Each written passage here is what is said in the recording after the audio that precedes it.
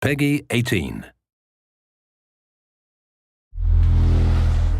Hi, my name is Ashraf Ismail, Game Director of Assassin's Creed 4 Black Flag, and I'm excited to show you more of our open world locations and activities.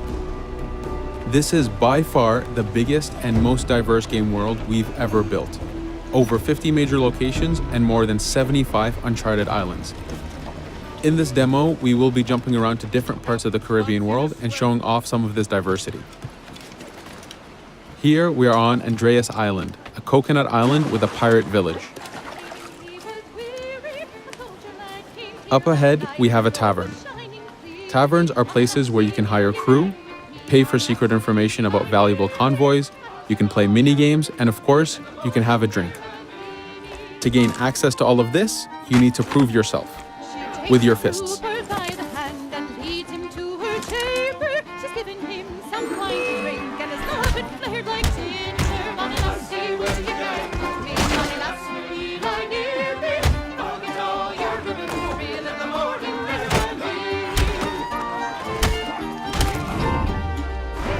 Now that the fight is over, you have access to the tavern and its services.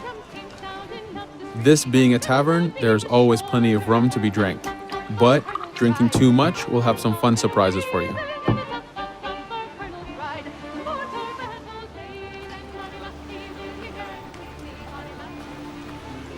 Now let's head to that viewpoint and sync up.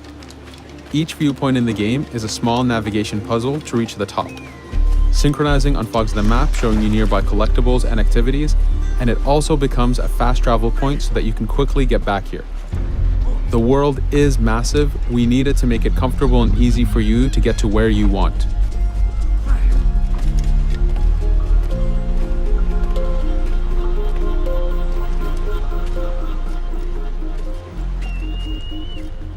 These viewpoints are also an opportunity for us to show off how beautiful and expansive this world really is.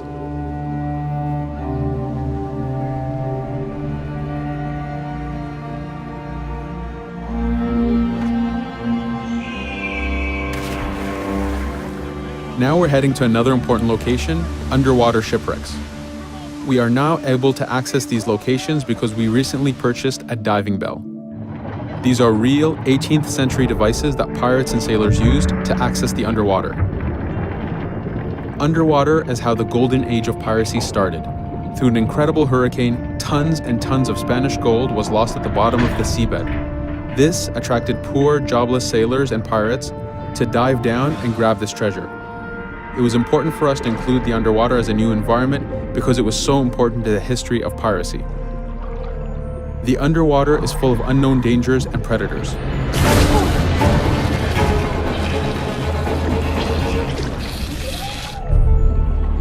You do have to pay attention and act quick, but the risk is worth the prize as you need a lot of money to get all the upgrades for your ship, the Jackdaw.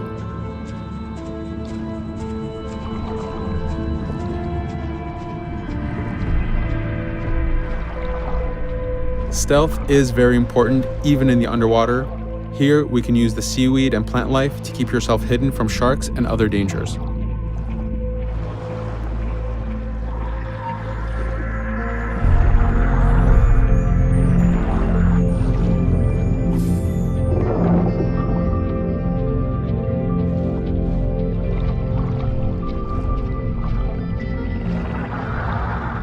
This is an air barrel. It's a one-time air refill, so use them wisely. Of course, you can always go back to the diving bell to refill. We are going to move to a different location now. This is a smuggler cave. This one happened to be accessed from the underwater, but not all of them are. Here, we ran in without looking around, and this got us in a little bit of trouble. But it was only 2 guys and we took one by surprise, so not too bad. Caves are heavy stealth locations. Stealth is key in this game. We've put a lot of effort in to make it a valuable and exciting gameplay for players. Since we came from the underwater, Edward does not have his weapons or guns. You will have to use your stealth tools to get through this. Here, we will utilize the whistle to take out the brute.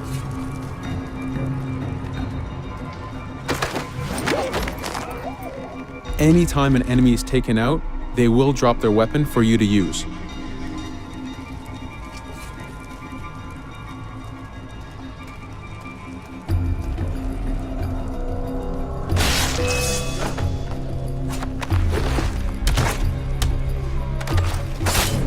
Again, we are taking these guys by surprise and using their own weapons against them.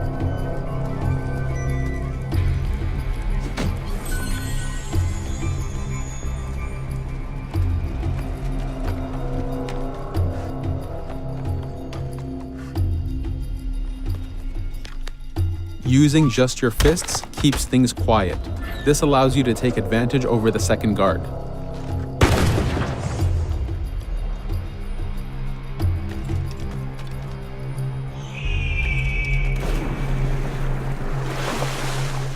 Up to this point, we've been doing a lot of pirating. This has attracted the attention of pirate hunters. This is fed back to you with the clashing swords above the health bar.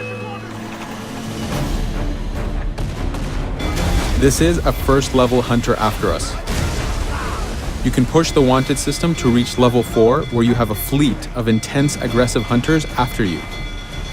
The horn you heard indicates that this is a charger type ship. This ship is all about getting close and ramming. Each ship type has a unique sound associated to it, the scariest being the war drums of a man of war.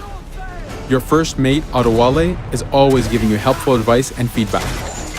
The chain shot is a stun weapon. Hitting ships slows them down. Great for stopping a charger's attack.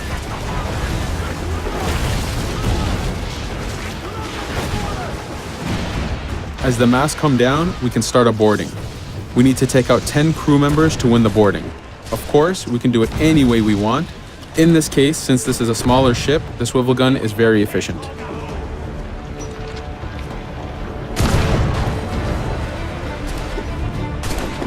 There are many objectives in the boarding system, including destroying powder keg reserves and removing the flag from the top mast. But the most basic objective is to eliminate the crew. Here, you can see Edward utilizing his dual cutlasses and guns, combining them in counters and combo attacks. You do have a max of 4 shots before reloading, so make them count.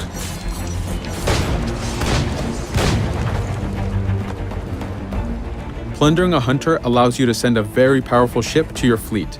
They are also a good way to gain ammo for the jackdaw. In this case, we will use this opportunity to lower our wanted level.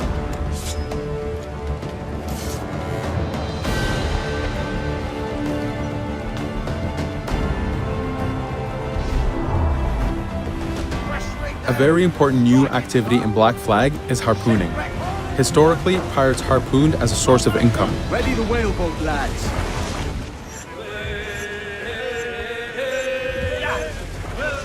Harpooning is a part of upgrading Edward and his gear. There are many different types of creatures to harpoon, and they are all needed to get every single upgrade.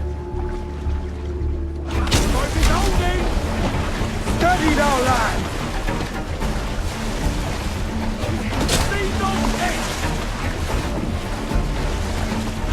Success!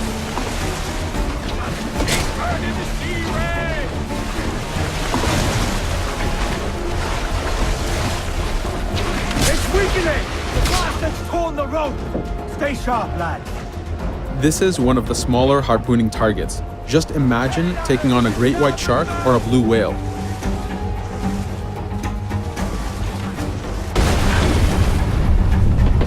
This one's dangerous! The harpooning activity itself has upgrades, and you will need them to take on the bigger targets.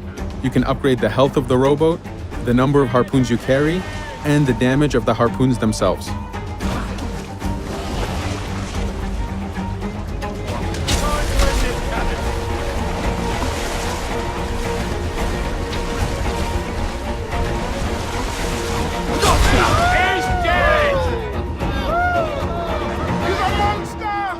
This was just a tease of the activities and locations. There is tons more for you to experience. Thank you for watching.